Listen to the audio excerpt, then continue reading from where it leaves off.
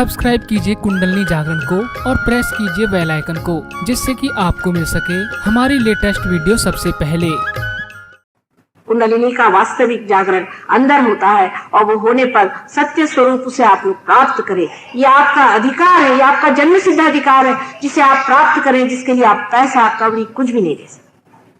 और जब तक कुंडलिनी का जागरण नहीं होता तब तक मनुष्य अधूरा है, उसकी पूर्णता नहीं। तब तक ऐसा ही समझ लीजिए कि एक दीप है लेकिन उसमें अभी तक ज्योत नहीं है।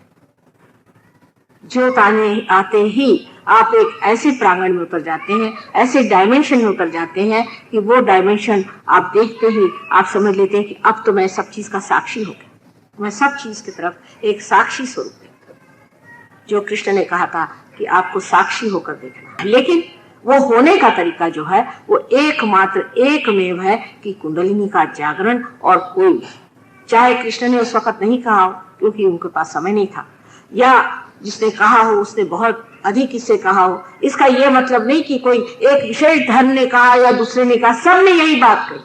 यहां तक मोहम्मद साहब ने तो साफ कहा है कि जिस वक्त आपका रिजरेक्शन होगा, जब उत्थान होगा, उस समय में आपके हाथ बोले। अब मुसलमान कहते हैं कि उनके बाद कोई आने वाला नहीं, उन्होंने फ्यूचर की पूरी बात करी, उनको तो कोई पता ही नहीं। उन्होंने फ्यूचर की बात करी, भविष्य की बात करी कि उस वक्त आपके हाथ बोलेंगे। माने ये है कि हम जो अभी बोल रहे हैं इसकी पूर्ति बाद में होने वाली। लेकिन अब किसी से बताई कोई सुनने तैयार नहीं, क्योंकि कान तो सबने बंद कर लिए अपने गलत तरीके के जो उन्होंने मार्ग बनाए थे। आपको अगर सत्य चाहिए तो सत्य आपके अंदर बसा हो। अपने साथ आप ज्यादती मत करिए, अपने साथ अन्याय मत करिए, क्योंकि आप इंसान बन के संसार में आए हैं। ये परमात्मा ने आप पे बड़ी मेहरबानी की कि आप इंसान बन करके आए हैं। इसको आप प्राप्त करें और उसका परमात्मा का जो आनंद है कि आप उसके साम्राज्य में विराजें, वो उसे देना चाहिए। इस देने में आप क्यों रुकते? बेकार की धारणा है क्योंकि हम इस धर्म में पैदा, क्योंकि उस धर्म में पैदा, क्योंकि हमारे बाप ऐसे थे, क्योंकि हमारी माँ ऐसी थी। लेकिन आप अपने बच्चों को क्या देने वाले? क्या वही घिसी पिटी बातें, वही बातें जिससे कुछ पाया नहीं है? जो पाने का है सो अत्यंत सूक्ष्म है, लेकिन अत्यंत सरल और सहज। ऐसे सहज को पाना, यही सत्य को पाना। पहले तो हमारी मन की तैयारी होनी चाहिए कि माँ हमें तो सत्य ही चाहिए और हमें कुछ नहीं चाहिए। ऐसे जो वीर हो कि जो सत्य के सिवा कोई चीज नहीं मांगते, वही सहयोगी हो सकते हैं, नहीं तो नहीं हो सकते। क्योंकि सहयोग में आने के बाद भी मैं देखती हूँ लोगों में कि माँ हम तो ऐसा सोचते हैं कि हमारे जरा गुरु हैं, जरा पैसा ऐसा खाते हैं क्योंकि उनको कुछ और रोजगार नहीं है। लेकिन अब क्या भाई, तुम अपने गुरु होगा, अब काय को गुरु पाले हुए हो? जब तुम्हारी तंदुरुस्ती भी तुम्हारे गुरु अच्छे नहीं रख सके इसलिए तुम मेरे पास आए, तो उसको काहे पाल के रखा? जो असल है उसे ही पाना है, जो नकल है उसे छोड़ देना है, जो वास्तविक है उसे देखना है, जो वस्तु स्थिति है उसी को जानना है। ये जब हम धारणा बना लेते हैं तब आपके अंदर सहज में जमीन ऐसी तैयार हो जाती है कि ऐसे आदमी को समझाने की जरूरत नहीं, उसका अनुभव ही उसको सिखा देता।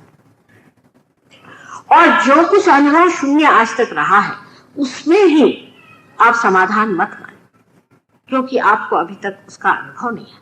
कल आप अपने बच्चों को क्या देंगे, या अपने ही मन को आप क्या समाधान देंगे?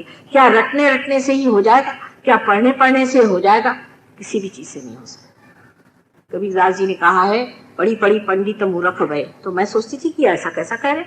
अब मेरी समझ में आया कि वो जो पढ़ते हैं वो सोचते हैं जिसे गीता पढ़ी हो तो सोचता वो व्यास मुनि बन गया।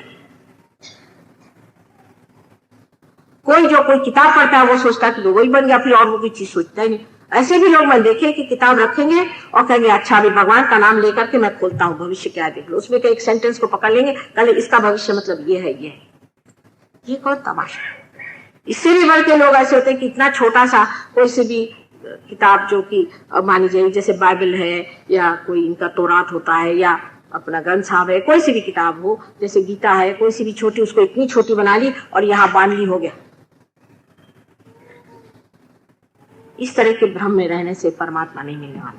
और वो कितने सहज सरल आपके अंदर मिल सकते। उसके लिए आपको कुछ करना ही नहीं, वो आपके अंदर ही है। आपको पढ़ना लिखना भी नहीं, कुछ जानना भी नहीं, उसको सिर्फ पाना मात्र है। और पाना जो है वो बुद्धि से नहीं पाया जाएगा, आपके नसों में, आपके सेंट्रल नर्वस सिस्टम में पाया जाएगा, आपके उत्क्रांति में। आप वो इंसान होंगे जिसे आप कह सकते हैं कि महान मानव, जिसे कि आज हम कहते हैं यही आपका भविष्य है कि आप महान मानव। फिर इस देश में, ये देश, इसकी जितनी पूजा की जाए न कम। यहाँ संत साधुओं के अनेक चमत्कार, हजारों चमत्कार हो चुके हैं और इन्होंने अपना खून सींच करके इस देश को बनाया है। इस देश में जो पुण्य है वो आपको किसी भी देश में नहीं मिल सकता। और इस देश में रहने वाले लोग महान पुण्यवान होंगे, पूर्वजन का सुकृत होगा तभी यहाँ पैदा होंगे।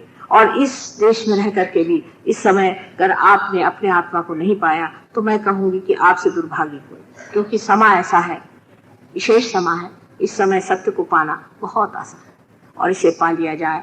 पाने के बाद उसमें दृढ़ हो जाना चाहिए और बढ़ना चाहिए। इसमें बुद्धि के खेल से नहीं होगा कि मैंने ऐसा कहा तो ऐसा क्यों कहा और फिर फलाने ने ऐसा नहीं कहा, इससे नहीं होने वाला। जो चीज है वही है। हम आपसे ये बात नहीं बता सकते जो चीज नहीं है, हम क्या करें। हम तो आपसे झूठ नहीं बोल सकते, जो सत्य है वही आपको बताएंगे, क्योंकि हम तो आपकी माँ है, आपसे हम झूठ नहीं बोल सकते। और जो हम बोल रहे हैं वो सत्य है या नहीं, ये आप खुद उसका परिचय, जिद न कर, उसका परिचय, और परिचय लेने के बाद उसे आत्मसात करें। क्योंकि आखिर बात क्या है? बात यही है कि माँ है वो किसी के लिए क्यों करती है, वो अपने बच्चे से प्यार क्यों करती है। उससे अगर कोई पूछा जाए तो वो कहेगी कि ये तो अजीब सवाल साहब, मैंने कभी सोचा ही नहीं कि मैं क्यों प्यार करती हूँ अपने बच्चों से। उसका कोई पर्पज ही नहीं, वो तो कोई मतलब ही नहीं होता, लेकिन करते। और इस वजह से आप लोग इस पे अब बुद्धि से वाद न करें, सिर्फ अपने कुंडलिनी के जागरण की व्यवस्था रखें। अपने कुंडलिनी का जागरण कर ले, जिससे आपका ब्रह्मरंध्र छिद्र हो जाए और आप ब्रह्म को जाने। सबसे पहले उस निराकार ब्रह्म को आप जान ले और फिर आगे की बात करें। परमात्मा की बात अभी न करें। अभी भी यही समझिए कि बुद्ध की बात ठीक है कि पहले आत्मा का साक्षात्कार हो जाए, ब्रह्म शक्ति को हम पालें, उसके बाद आगे की बात करें। उससे पहले की बात करने में और उसके आगे की बात करने में भी बहुत परेशानी हो जाती है, क्योंकि दिमाग सबके अलग अलग बैठे हैं। इनका एक विचार है, उनका एक विचार है, उनका एक विचार है, उनका एक विचार है। मैंने ये किताब पढ़ी, मैंने वो किताब पढ़ी, मैं वहां गया था, वहां ये था, वहां वो था। लेकिन सत्य क्या है, उसे जानने के लिए कुंडलिनी के जागरण के बगैर, उसके प्रकाश के बगैर आप नहीं जान सकते। इसके अलावा भी जो चीजें आप जानते नहीं, जो चीजें महसूस नहीं, जो चीजें हमारे लिए अज्ञात है, वो सब परमात्मा भी नहीं। बहुत सी चीजें जो अज्ञात है वो परमात्मा नहीं, ये जानना चाहिए। इसके बारे में मैं आपको कल बताऊंगी कि ऐसी बहुत सी चीजें हैं जो हमसे बिल्कुल अज्ञात है और कभी कभी उसकी झलक दिखाई देती, पर उसका परमात्मा से कोई संबंध नहीं। इसके बारे में मैं आपको कल बताऊंगी। आज महालक्ष्मी का तत्व आप में जागृत हो गया है, तो कृपया आप अपना आत्म साक्षात्कार प्राप्त करके और फिर उस पर कल मैं आपको पूरी तरह से बताऊंगी कि अपने अंदर और बहुत सी ऐसी चीजें हैं जिससे हम अज्ञात हैं, वो क्या चीजें हैं और उससे कैसे बचना चाहिए। परमात्मा आप सबको सुबुद्धि दे।